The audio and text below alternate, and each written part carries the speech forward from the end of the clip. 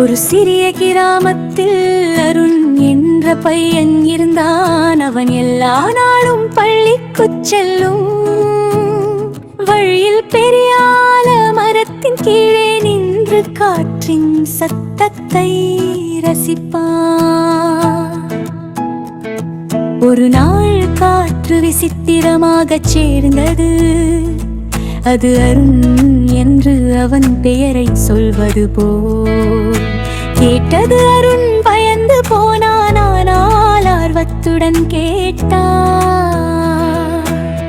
யாரது என்று கேட்டபோது மெதுவான காற்றின் குளுமை அவன் கன்னத்தில் பட்டது.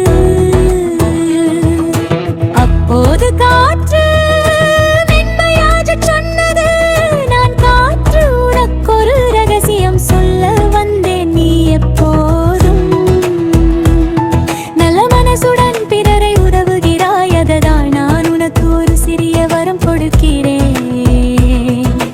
அருண் அதிர்ச்சி அடைந்து என்ன வரம்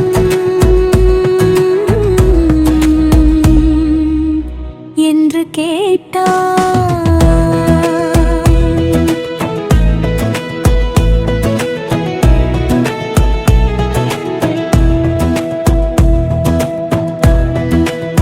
காற்று சொன்னது, நீ எப்போதாவது தூரம் இருந்தான் இந்த ஆலமரத்தின் கீழே வந்து எனக்கு சொன்னான்.